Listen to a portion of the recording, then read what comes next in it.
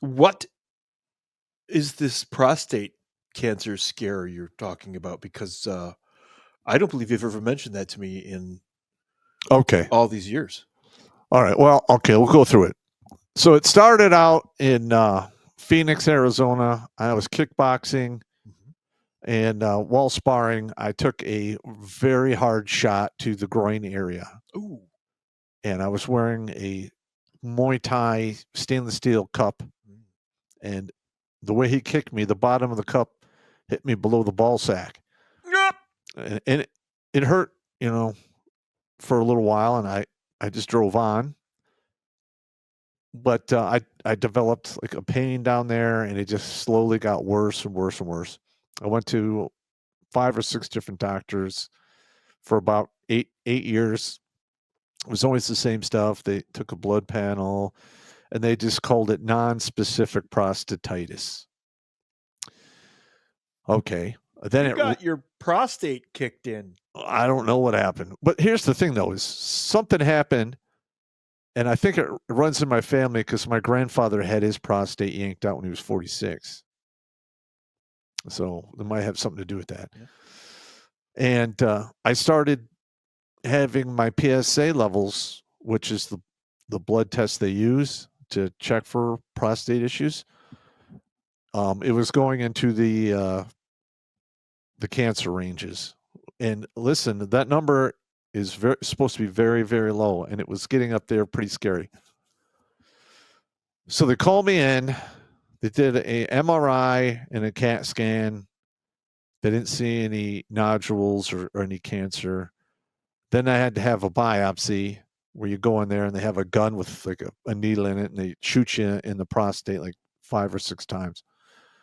And they looked at that and they're like, okay, well, you're negative for prostate cancer, but you have some kind of prostatitis. So, I mean, what are you going to do? I suffered with it for quite some time, and it literally got to the point where it felt like I was sitting on broken glass 24/7. So then I found a doctor in California by Port Hueneme, Dr. Bond, and I went down there 3 different times to get a new type of therapy that worked in the beginning, totally resolved everything. But after about 18 months, it came back. When I had it done again, it lasted only 9 months, and the third time there was no effect. So then I went out to see this urologist in Bloomfield Hills, Dr. Circus, and I got basically they give you a TURP, which is a transurethra prostate resection or resection of the prostate. That literally sounds like they're carving your prostate up. Yeah, the first time I went in there, they took one swipe so it could quote unquote drain, and that worked for about 6 months. Then I went back in there and I got a TURP where they took out more of the tissue.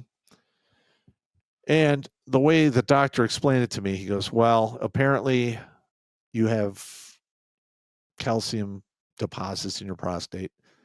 And I explained to him what happened. He goes, well, it probably damaged it getting kicked there. And your body's, response is to send calcium there, which it did. And it was literally like walking around with broken glass. Well, yeah, you literally had bone particles in your prostate. Yeah, it was bad. So they did the first TURP. I was laid up for like a week. I had a catheter in for about 5 days. Got done with that, went back to work. Everything was A-okay for about 3 years. And then I went in there, I saw Dr. Circus again, and he said, okay, we're done fucking around. And they did a radical TURP surgery, which they basically hollow out the prostate completely. There's nothing left but the capsule and the nerves. And I had to wear a catheter for about 26, 22, 25 days, something like that. I called it the briefcase of piss because it was a big bag and I couldn't leave the house because, reasons and vagina or broken penis, whatever. And that was a while ago. And, it's been fairly good ever since. But my PSA levels, I just had a physical done 2 weeks ago, and my PSA level was like 0.008, which is almost non-detectable. So I'm doing pretty good there. But it was pretty scary when they were throwing around the big C word. Nobody wants ass cancer. No, nobody wants that. Nobody wants ass cancer. That's freaking crazy. Yeah, and it was a long fucking nut roll of a road, man. Wow, that's well, there we now have context for all of this.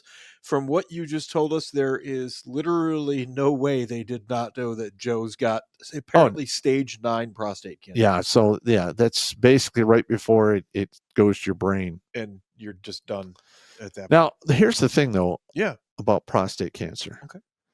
All right. I know probably about a dozen guys who've dealt with prostate cancer. And 2 of them are still alive, and it literally metastasized like almost a decade ago. So they treated it, they couldn't control it. It broke out into the rest of his body, but it's been 10 years. He's still walking around. And one of the reasons his doctor told him is prostate cancer traditionally is very slow growing. So if it metastasizes out, a lot of times people die from something else before the actual prostate cancer kills them.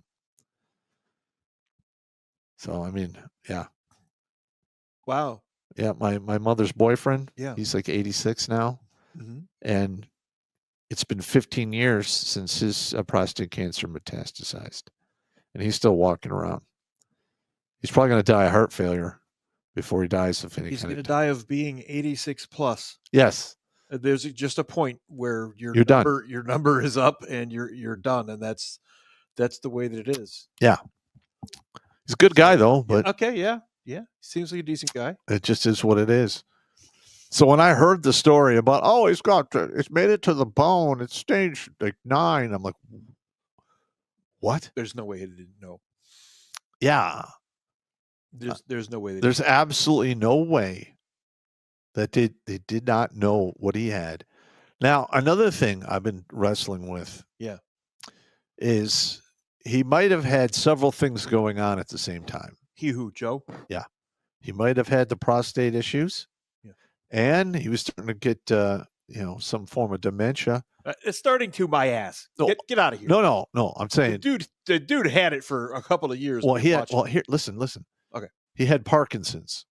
Now, usually Parkinson's, you get a little bit of decline mentally as you go along. Mm-hmm. Mm-hmm. And at some point, your mental decline usually plateaus and your physical, incapacitation grows. My grandmother had Parkinson's before she passed.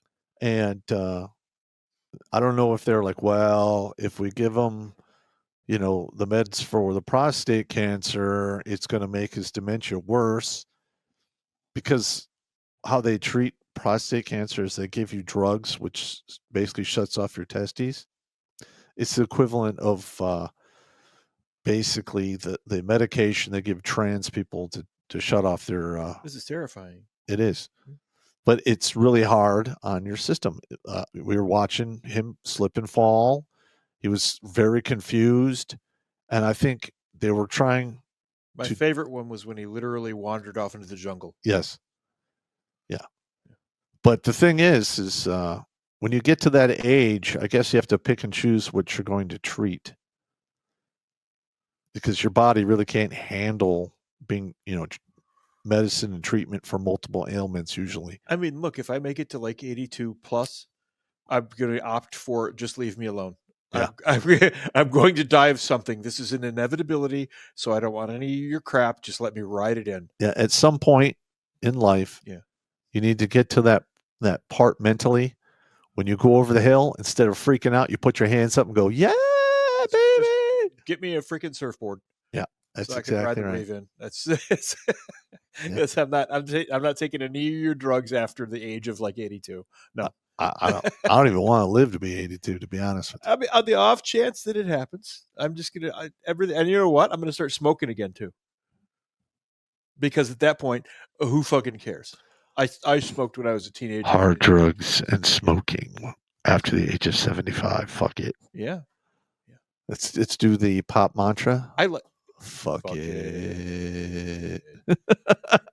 I used to walk around in Berkeley High School with a pack of Camels rolled up in my t-shirt sleeve. Yeah, they didn't because care you could about do that that. stuff. They did not care back in the day. You guys have to bear with me. I threw my back out, so I'm a little grumpy right now. I've been having I'm not laughing at your pain or misery, mind you, but I am laughing at the shuffling Popp. Yeah. Because you've been doing the Popp shuffle. Yes. Exactly. That's the one. Like, I woke up this morning and I like rolled over to turn on the computer and I was like, I've had that happen. Yeah. I am now at the age. I had an upper back one like that. Yeah. Well, we're now at the age where we have to warm up before we go to sleep. Watch Grunt Speak live every Tuesday and Thursday at 8 p.m. Eastern. And if you want to join Popp for Supporter Sundays, go to redonkulous.com/donate and make a monthly pledge. A link is in the Meat Gazer box.